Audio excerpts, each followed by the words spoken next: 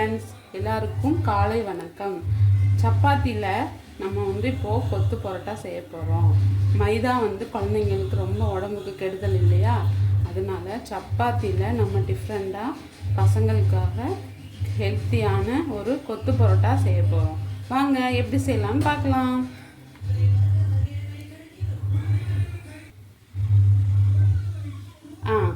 Friends, உங்களுக்கு தேவையான சைஸில் குட்டி குட்டியாக சப்பாத்தியை பிச்சுக்கோங்க. பிச்சதுக்கப்புறமா நான் எப்படி செய்யறதுன்னு சொல்கிறேன். பாருங்கள் ஃப்ரெண்ட்ஸ், இப்போது கடாயில் எண்ணெய் ஊற்றிக்கலாம். ஒரு 3 டீஸ்பூன் எண்ணெய் ஊற்றிட்டு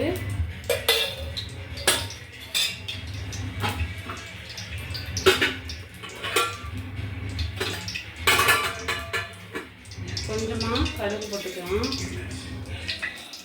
கடுகு பொரிஞ்சதும் பொரியட்டும், கொஞ்சம் வெயிட் பண்ணிக்கலாம்.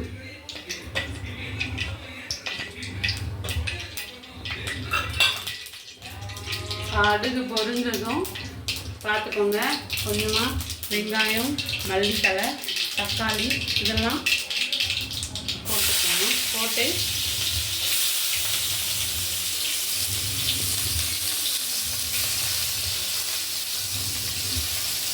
நல்லா வதக்கிக்கணும்.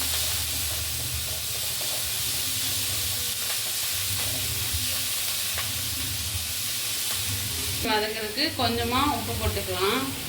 உப்பு போட்டுட்டு நல்லா வதக்கணும். வதக்கினதுக்கப்புறம் தக்காளி போட்டுக்கலாம். தக்காளி போட்டுட்டு நல்லா வதக்கணும். நல்லா வதங்கணும் ஃப்ரெண்ட்ஸ். நல்லா வதங்கினதுக்கப்புறம் கொஞ்சம் மிளகாத்தூள், கரம் மசாலா, சிக்கன் 65 பொடி 3ஐயும் போட்டுக்கலாம். போட்டுட்டு நல்லா வதக்கிக்கலாம். அந்த பச்சை வாசனை போகிறதுக்கு நல்லா வதக்கணும். வதக்கிட்டு ஒரு முட்டை எடுத்துக்கலாம்.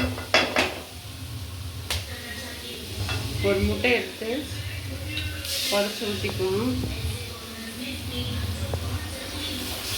உடச்சி ஊற்றிட்டு நல்லா கிளறலாம். பாருங்கள் ஃப்ரெண்ட்ஸ், இந்த மாதிரி வந்துடும்.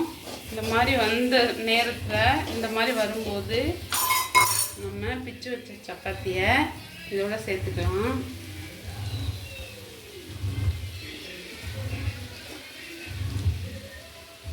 சேர்த்துட்டு நல்லா கிளறிக்கலாம்.